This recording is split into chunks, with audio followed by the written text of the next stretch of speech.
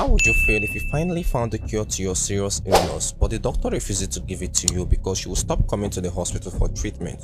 Out of the 5 major causes of mental illness, depression is the most common worldwide, affecting more than 300 million people. It stands as one of the leading causes of suicide, with close to 800,000 people taking their own lives every year. Shockingly, that's one person every 40 seconds. According to the World Health Organization, in Nigeria, 4% of the population, which is over 7.1 million people, suffer from depression, making it the most depressed country in Africa.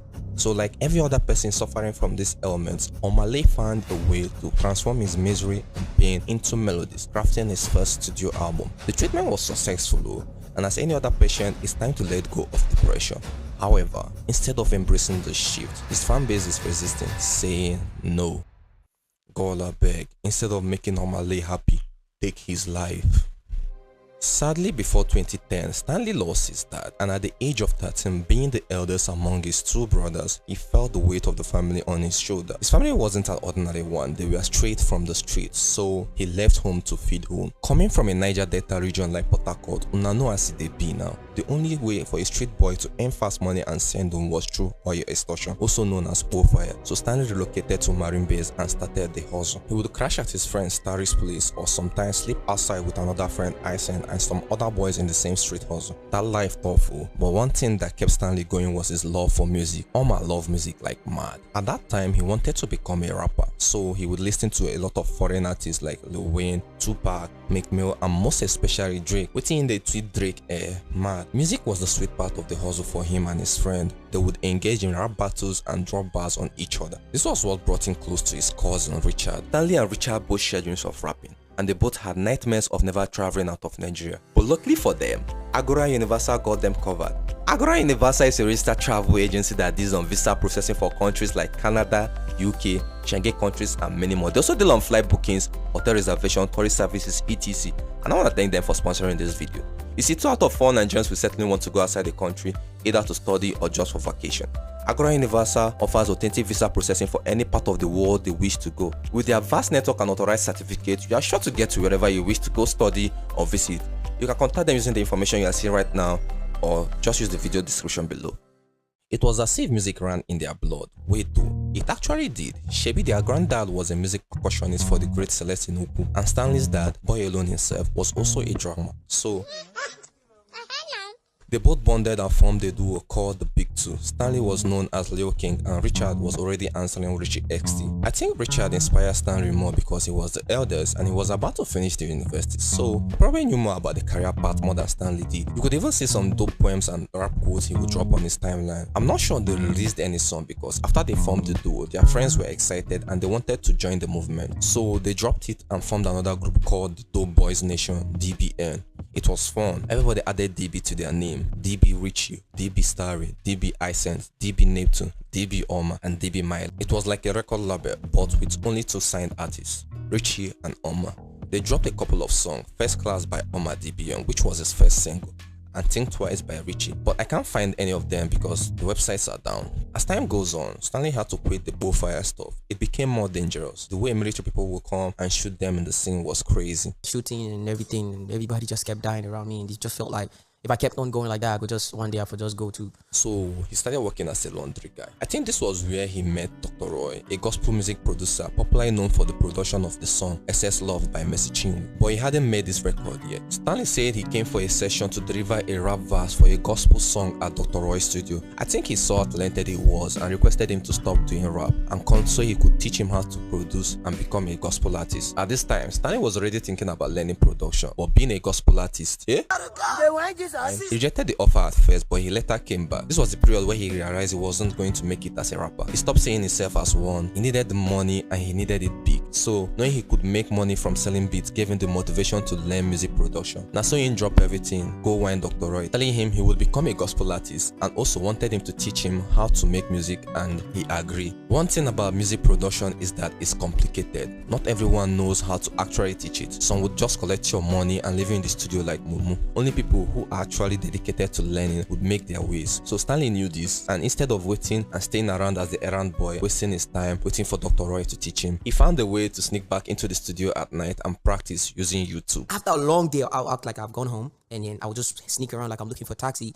And as soon as he's left, I will take a taxi back to the studio and spend all night. By the time he's coming back in the morning, I've already cleaned the studio like I just came in this morning, but I didn't sleep last night. With time, he became good in producing beats and would invite his friend to come over so they could make the kind of music he loves. Imagine if he found out and kicked him out of the studio. But that was just the beginning of Omah's problem. An event that almost took his life was about to take place.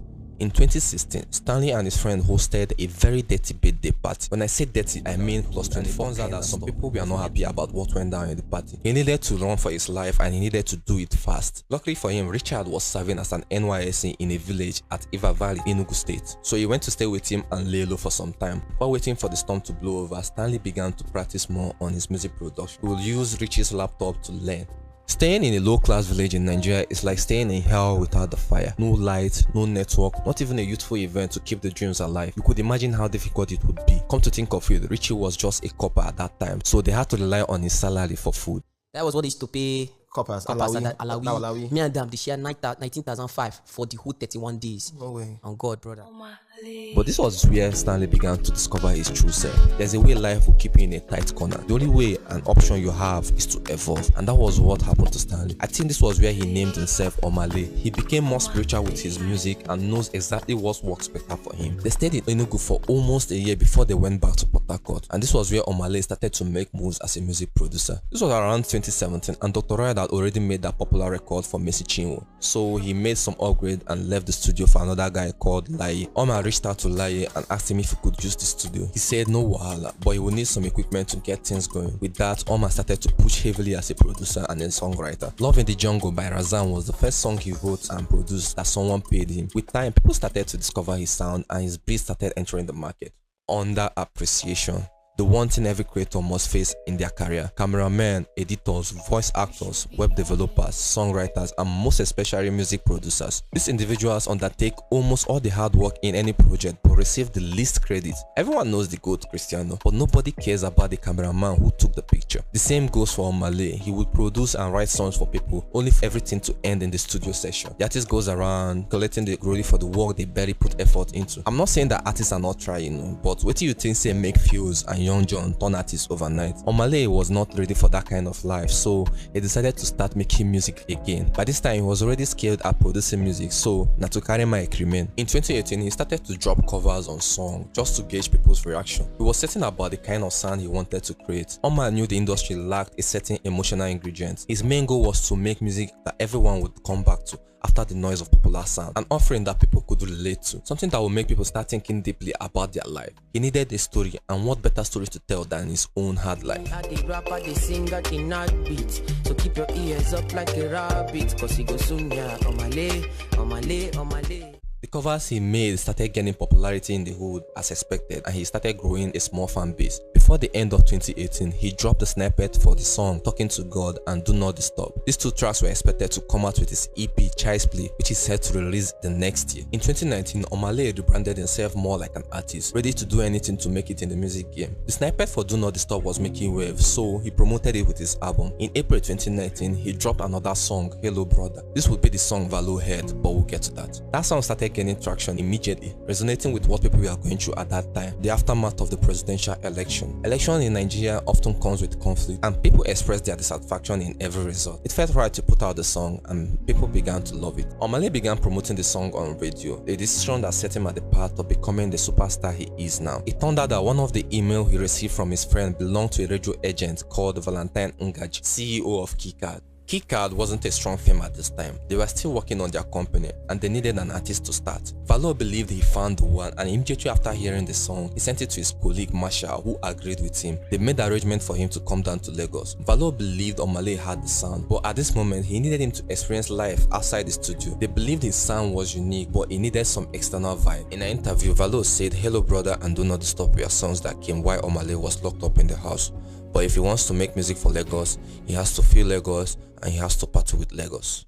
I'm roaring on your wheel now. I'm drinking Hennessy now. Can't you see? These lyrics were from the song Bad Influence, which was the first song he dropped after he signed into the label. So it's safe to say the experiment worked, giving Omah the perfect inspiration to create music that will resonate more with the whole industry without losing his vibes. They dropped Bad Influence in January 2020 and another track, You, on the Valentine's Day, February 14, 2020. While promoting the EP before the lockdown came, things were unsure during the lockdown, but they still pushed on with the release. They dropped Get Laid, an EP with 5 songs. All the songs made it to the top chart, gaining more than 20 million streams in less than a month. Get Laid came at a time we needed peace, reflection, relaxation, and Omah's songs were the perfect accompaniment to the lockdown. He ended the year with another EP, What Have We Done, dropped in November, containing the track Godly, which can easily be seen as the song that made him a star. Entering 2021, although he has some issues with his first show outside the country regarding the violation of COVID-19 regulation in Uganda, the issue was resolved, and that didn't stop his fast rise as a star. His ways were creating ways for incredible collaboration with big artists like Olamide, Wizkid, Sisla, Justin Bieber, and more. Got a co-sign from an international label named Warner Group. He even won the Next Rated Award for Hades and received other nominations from notable music award events. All these he was doing while letting his fans know he had a project in the corner. But now wetin happen after Now I the Reason. Boy Alone might be the last time you all will hear me cry on a song on G. I was dead ass down, insecure, scared, depressed, losing my mind like I was literally going to kill myself. Omah tweeted this 2 days after he dropped his first studio album, Boy Alone, on 15 July 2022. Omah's debut is almost a perfect one, or maybe just perfect enough. There's a central theme, great production, cohesiveness, great writing, presence, soul, talent, quality. Omah, man. It's like being in a therapy and the therapist was saying the exact thing you wanted to hear. Looking at the album Boy Alone, which he named after his dad, it's quite thoughtful to see why he became this down. Being in a state where your dreams just become reality so quickly, you probably will lose track of time and feel lonely. It could be a concept of family. He was depressed. I look at depression as a mental misunderstanding where people lose track of reality. It's either they are living in their past life or in a future one. It makes you lose track of time. I think I was in a state of make or break while I was writing Boy Alone. I was like, it's either I lose it completely or I find myself. It became a concerning moment for him and his fans. At some point, they wanted him to be okay and find a way to recover. On the other side, they loved the emotion he poured out in his album and wouldn't want his recovery to affect his sound. When you hear the name of Omah, the first thing that comes to your mind is Afro music, which has depression, sadness, insecurity, and self-realization. But the question is, will his music always be this way? Is this actually the kind of person he is? Or did Omah just discover a niche that obviously works perfectly for him and is ready to keep sucking us dry until he gets every piece of it?